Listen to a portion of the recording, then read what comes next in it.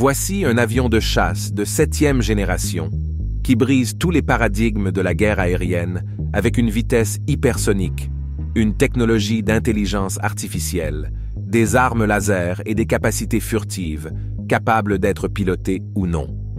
Alors que l'inconnu invite à la spéculation et inspire des menaces potentielles pour les nations du monde, les États-Unis ont une fois de plus montré leur expertise en testant leur nouvel avion de chasse de 7e génération, choquant la Russie et la Chine. C'est un développement prometteur d'inaugurer une nouvelle ère de suprématie aérienne, offrant aux États-Unis un avantage dans le combat aérien pour les années à venir.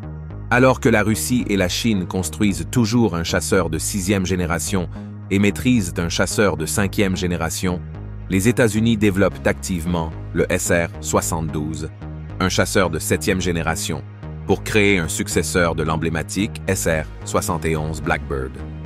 À quoi ressemblerait un chasseur de 7e génération? Comment se battrait-il? Cette suprématie technologique américaine dans l'arène du combat aérien pourrait-elle représenter une menace significative pour le reste du monde? Rejoignez-nous alors que nous dévoilons le nouvel avion de chasse de 7e génération testé par les États-Unis et pourquoi cela provoquerait des ondes de choc en Russie et en Chine. Malgré le secret accru entourant les avancées américaines, il est connu que le développement du prochain chasseur de 7e génération est déjà en cours. Bien que la production en série de l'aéronef de 7e génération n'ait peut-être pas encore commencé, la phase de capacité opérationnelle initiale, COA, débutera bientôt après le lancement des sites de production de composants et la création d'un atelier d'assemblage. Cependant, des progrès significatifs ont été réalisés dans les domaines de l'hypersonique, de l'espace, de la détection et de l'intelligence artificielle, IA, en raison de l'émergence et de l'utilisation croissante de technologies numériques et innovantes pour informer les futurs chasseurs. Le Pentagone américain a donc travaillé sur des innovations potentielles et a envisagé comment ces innovations pourraient inspirer la conception d'un chasseur furtif de 7e génération, alors que le 6e a déjà pris son envol. À ce stade, une percée technologique majeure a été réalisée dans l'industrie aéronautique, permettant la création d'aéronefs 10 fois plus rapidement que le record précédent détenu par le F-22 ou le F-35. Cette percée a été rendue possible en intégrant l'intelligence artificielle à presque toutes les étapes du processus de création de l'aéronef, de l'imagination et de la définition des missions de combat à la simulation de situations de combat réelles basées sur de véritables batailles aériennes. Remarquablement, c'est la première fois dans l'industrie militaire américaine que la formulation des tâches a été confiée non pas aux généraux, mais à un réseau neuronal d'intelligence artificielle. L'IA sait mieux ce que l'avenir de la guerre réserve et quelle qualité de combat les avions de chasse doivent posséder. Cela a considérablement accéléré le processus de développement, en particulier aux étapes les plus difficiles, qui consommaient généralement 90% du temps total de développement. De plus, l'IA a le potentiel de révolutionner le processus de conception des aéronefs. Contrairement aux ingénieurs et concepteurs humains, l'IA peut penser à plusieurs conceptions d'aéronefs simultanément tout en effectuant des tâches stratégiques et tactiques. Elle peut également stimuler la structure et la motorisation de l'aéronef, prédisant les performances de l'aéronef dans les airs. De plus, l'IA, avec l'aide de la modélisation de la réalité, peut permettre aux pilotes de tester l'aéronef futur. Le plus grand avantage de l'intelligence artificielle dans la conception des aéronefs est sa capacité à prendre en compte les niveaux technologiques actuels et la disponibilité des matériaux ou alliages. Cela signifie que l'IA peut construire des avions en tenant compte des dernières avancées technologiques. L'intervention humaine n'est pas nécessaire pour le programme de domination aérienne de la prochaine génération, NGAD. Le rôle d'une personne est de fournir rapidement au réseau neuronal une large gamme de données. Les hauts gradés militaires examinent les résultats générés par l'IA et les chasseurs de 6e et 7e génération sont créés en parallèle, assurant qu'ils apparaissent simultanément. Lockheed Martin Skunk Works a révélé certaines informations sur le programme SR-72, destiné à être le successeur de l'emblématique avion de reconnaissance SR-71 Blackbird. CES Information révèle que l'étape la plus difficile associée au développement des technologies clés pour le nouveau chasseur est déjà derrière nous. Selon la division de développement d'aéronefs avancés de Lockheed Martin, les technologies hypersoniques ont progressé et ont été mises en œuvre dans le projet planifié SR-72. Ainsi, l'avion d'attaque et de reconnaissance capable d'atteindre Mach 6 est en cours de construction à l'aide d'un système de propulsion à cycle combiné fusionnant un moteur à réaction supersonique avec un moteur fusée. Similaire à la collection de technologies incorporées dans l'aéronef de 6e génération atteignant Mach 6, sont les avancées de la 7e génération. Cela comprend des capteurs conformes, des antennes intégrées, un nouveau niveau de détection et de calcul activé par l'IA, la collaboration homme-machine, des revêtements intelligents avec des capteurs tissés dans le fuselage, et une nouvelle génération de propriétés furtives, telles que des matériaux de revêtement, la gestion de la signature thermique, et la configuration externe. Les rendus industriels de l'aéronef de 6e génération, dont l'un pourrait être le démonstrateur choisi, révèlent un nouveau type de corps élégant, avancé et furtif, et les images des avions de 6e génération montrent un fuselage sans structure verticale, lui donnant une aile corps horizontale ultra furtive, ressemblant à un B-2. Le concept du SR-72 repose sur la même prémisse, mais vise à atteindre des vitesses encore plus élevées pour lui assurer la même survie face aux menaces les plus avancées du XXIe siècle. Récemment, le Blackbird a atteint sa vitesse maximale, déclarée de Mach 3,2. Bien que de nombreux pilotes affirment qu'il était un peu plus rapide grâce à l'utilisation de son moteur unique, Pratt & Whitney G58. Cette affirmation est basée sur les tuyères à géométrie variable incorporées qui gèrent le flux d'air entrant et les tuyaux de dérivation s'étendant des premières étapes du compresseur du moteur pour diriger l'air directement dans la post-combustion afin d'augmenter la poussée. Cependant, il faudrait une forme de propulsion encore plus exotique pour atteindre les vitesses nécessaires à la survie sur le champ de bataille moderne, car la technologie des moteurs à réaction a considérablement progressé depuis les 60 ans de la conception du moteur J58. Ainsi, pour échapper aux défenses aériennes actuelles, le SR-72 doit atteindre des vitesses hypersoniques au-dessus de Mach 5, ce qui n'a été réalisé jusqu'à présent qu'avec des aéronefs propulsés par des fusées, des engins spatiaux ou des démonstrateurs de technologie à usage unique. Bien que les moteurs conventionnels à turboréaction et à turbofan puissent propulser un avion pendant le décollage et l'atterrissage, mais pas à des vitesses hypersoniques. En revanche, les moteurs à réaction peuvent propulser un avion à des vitesses hypersoniques, mais pas pendant le décollage et l'atterrissage. Ces deux capacités sont cruciales pour le SR-72. De plus, le programme SR-72 travaille sur le développement d'un système de propulsion hypersonique à cycle combiné entièrement réutilisable, basé sur une turbine. Ce nouveau moteur à réaction RR combine des moteurs turbofan, couramment utilisés dans les avions tactiques d'aujourd'hui, avec un turboréacteur à combustion supersonique, également appelé scramjet. Un tel moteur peut atteindre et maintenir des vitesses supérieures à Mach 5 et, dans certains cas, au-delà de Mach 10. De manière intéressante, cette combinaison aborde les défis de la gestion du flux d'air à des vitesses allant d'un arrêt complet à des régimes hautement supersoniques. De plus, les moteurs à réaction RR, tels que les turbofans, s'appuient sur un ventilateur de compresseur près de l'entrée pour aspirer l'air dans le moteur, le compresser, le mélanger avec du carburant et l'allumer pour la propulsion. De plus, ces moteurs peuvent accélérer un avion à partir d'un point mort pour le décollage et atteindre des vitesses allant jusqu'à environ Mach 3. Cependant, leur efficacité est limitée à des vitesses élevées en raison du compresseur à l'avant du moteur conçu pour aspirer et comprimer l'air, devenant un obstacle à l'air entrant.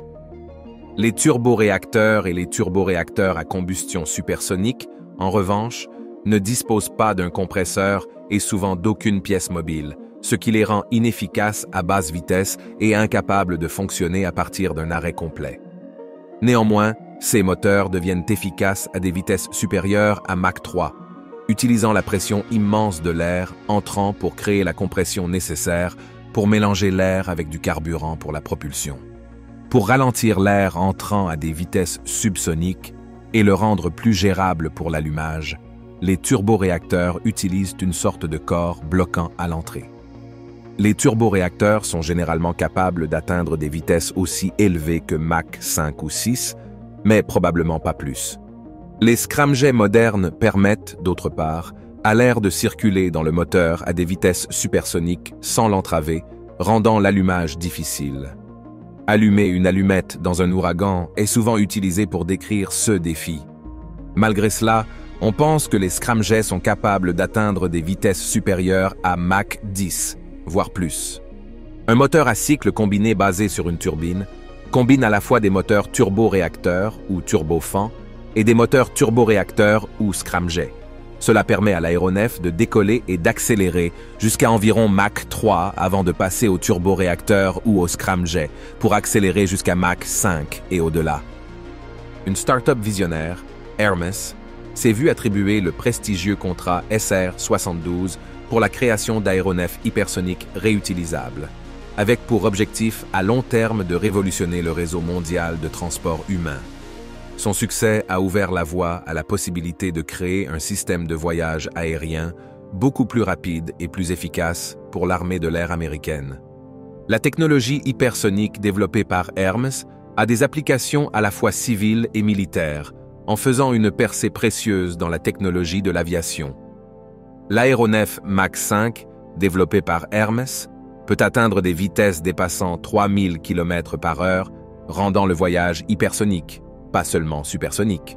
Cela réduit considérablement le temps de voyage, une solution innovante pour notre monde rapide. Hermes a démontré la faisabilité de leur concept de moteur turboréacteur dans une soufflerie à grande vitesse.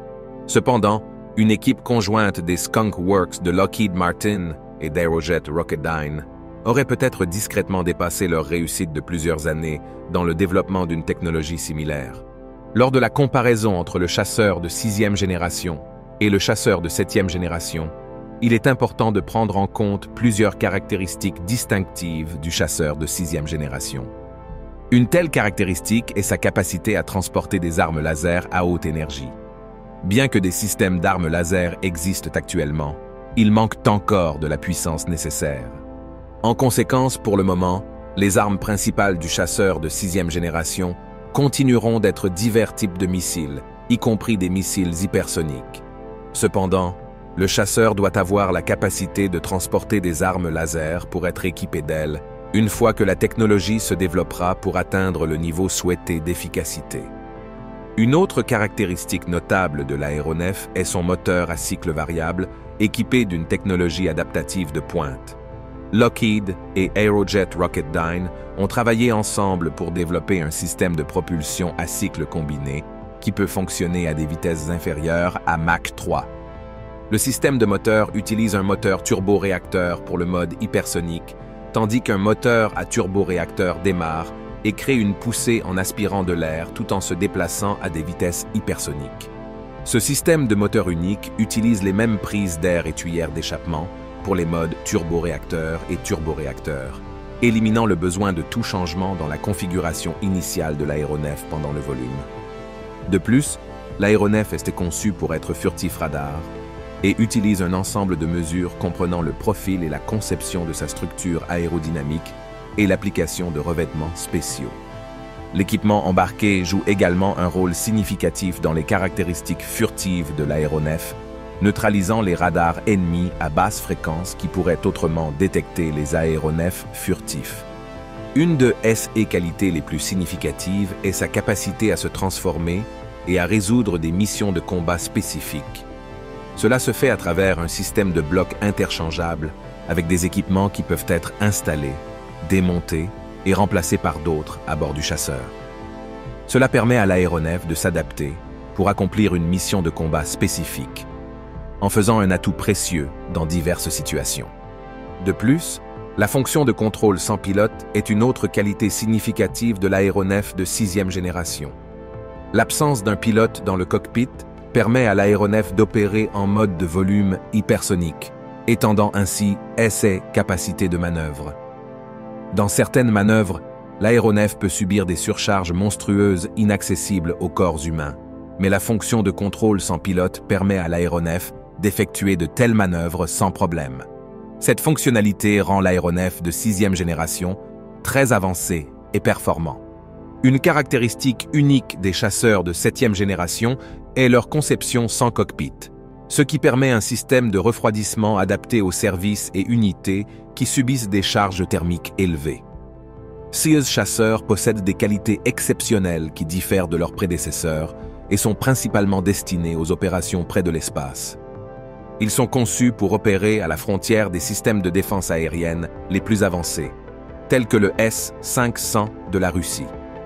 Ils peuvent voler à 124 miles au-dessus du niveau de la mer, en faisant un atout vital pour toute force aérienne moderne. Leur altitude de volume et leur super vitesse sont cruciales pour leur performance, qui est plus importante que leurs caractéristiques furtives. On s'attend à ce que le chasseur de 7e génération atteigne des vitesses hypersoniques, nécessitant une conception spécifique pour répondre aux exigences aérodynamiques. On prévoit que la création de cet aéronef ressemblera aux chasseurs spatiaux T-65 X-Wing de George Lucas dans Star Wars. Cependant, contrairement aux chasseurs spatiaux, le chasseur de 7e génération opérera principalement dans des conditions atmosphériques plutôt que dans l'espace sans air. L'aéronef quittera périodiquement l'espace proche, le soumettant à d'importantes charges mécaniques et thermiques. Par conséquent, la structure du chasseur de 7e génération doit être conçue pour résister à ces conditions difficiles. On prévoit que le fuselage du chasseur de 7e génération sera composé d'alliages d'acier résistant à la chaleur, de titane, de céramique et de composite pour répondre à ces exigences. De plus, l'aéronef de chasse de 7e génération sera équipé d'une bague balayée et d'entrée d'air volumétrique, et sa charge utile sera placée à l'intérieur du fuselage aérodynamique pour éliminer des points de chauffage supplémentaires lors des modes hypersoniques. Ce chasseur peut frapper rapidement des cibles de haute priorité avec cette conception. Cet aéronef avancé pourra traverser l'océan Atlantique en seulement 1 heure grâce à 16 capacités de volume hypersonique.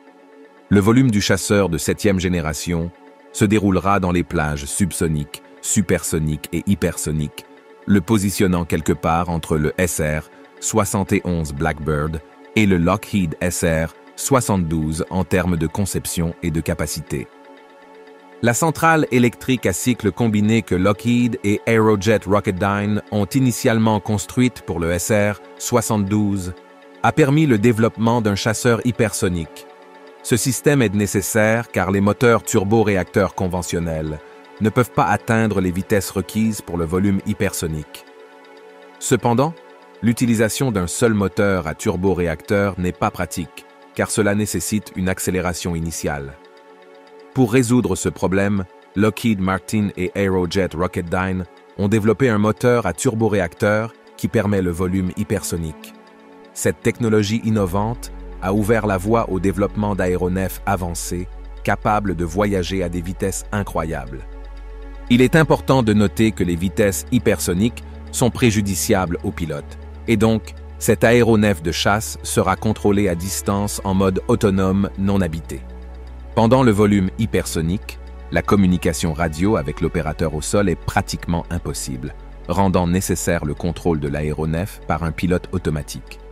Le système de contrôle de combat embarqué sera responsable de résoudre les missions de combat. Le système embarqué du chasseur de 7e génération est conçu pour être connecté au réseau Link 16, un réseau d'échange de données tactiques facilitant la communication entre les participants aux opérations de combat. Ce réseau inclut une large gamme de participants tels que des satellites, des navires de guerre, des sous-marins, des drones d'aviation et de l'artillerie, permettant des actions coordonnées au niveau tactique et opérationnel. Les bombes et missiles conventionnels, utilisés par l'US Air Force, ne conviennent pas à l'espace proche. Les développeurs doivent donc se concentrer sur les armes énergétiques. On prévoit que le chasseur de 7e génération déploiera des armes énergétiques pour cibler les satellites ennemis et les objets au sol d'importance stratégique. Par exemple, un laser puissant peut désactiver les centrales nucléaires et les réacteurs. et des missiles hypersoniques sont également envisagés. De plus, le chasseur de 7e génération pourrait être la première étape pour le lancement d'armes telles que des fusées, qui n'ont pas besoin de moteurs d'appoint, les rendant plus compacts et rentables. Ce nouveau chasseur est sur le point d'avoir un impact significatif sur l'avenir des opérations de combat. On prévoit que l'aéronef de chasse de 7e génération sera très avancé et sophistiqué, bien qu'il soit attendu qu'il soit plus cher que son prédécesseur, le chasseur de 6e génération.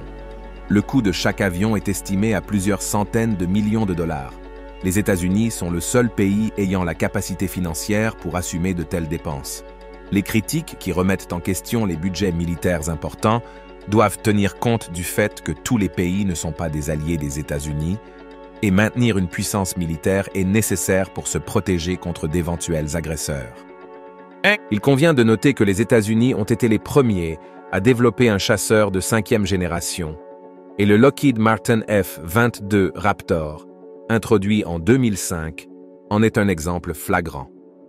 L'industrie aérospatiale américaine a réussi à établir la production en série de tels aéronefs, et elle est le seul pays au monde à exploiter 2 types de chasseurs de 5e génération. Également, l'armée de l'air, la marine et le corps des marines des États-Unis sont équipés d'un chasseur de série de 5e génération nommé le F-35 Lightning II. Ce chasseur est encore plus imposant que l'américain F-22 Raptor.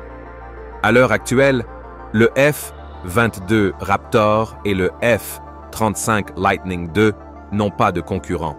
Cependant, le Su-57 russe existe en triple exemplaire, avec 2 en cours de test et un seul Su-57 actuellement prêt pour l'opération. L'un des défis principaux associés à la production en série est le besoin d'un moteur approprié. La Chine dispose également de chasseurs de 5e génération, le Chengdu Ji-20 étant construit en 150 exemplaires et le seul Shenyang Ji-31 actuellement en cours d'essai en volume. Ainsi, le développeur chinois est confronté à des problèmes liés à leur groupe motopropulseur. Cependant, il est important de noter que cette situation est temporaire. Il est probable que la Russie et la Chine développeront bientôt 1000 avions de chasse. Et il n'est jamais trop tôt pour envisager une technologie aéronautique avancée. Face à cette évolution, les États-Unis doivent développer des chasseurs de 6e et 7e génération capables de conserver l'avantage dont bénéficient les chasseurs d'aujourd'hui. Avec l'avancée de la technologie, il est possible de créer une plateforme beaucoup plus petite et furtive, pouvant posséder une létalité égale ou supérieure. La miniaturisation des capteurs, des ordinateurs et des armes peut accomplir cela. L'idée d'un chasseur furtif opérant au-delà de l'atmosphère terrestre et réalisant des opérations de combat et de surveillance dans l'espace est plausible. Étant donné que l'aéronef de 7e génération a le potentiel de voler à des vitesses hypersoniques, il constitue une option polyvalente et efficace, car il peut voyager au-delà de l'atmosphère terrestre et revenir sur un seul réservoir de carburant. Ces avions peuvent opérer en tant que plateforme d'attaque aérienne et spatiale, avec la capacité de détruire des chasseurs ennemis, des satellites ou des missiles. Ainsi, la capacité de ces chasseurs furtifs à effectuer ces opérations avancées révolutionnera véritablement l'avenir de la guerre aérienne et spatiale. En fait, la capacité des États-Unis à tester le nouveau jet de chasse de 7e génération est un développement remarquable qui pousserait n'importe quel pays, et pas seulement la Russie et la Chine, à paniquer et à revoir leur stratégie aéronautique en raison de la menace potentielle posée par une technologie aussi avancée. Merci de nous avoir suivis. Pendant que vous êtes toujours là, cliquez sur le lien à l'écran pour regarder une autre de nos vidéos passionnantes. À bientôt.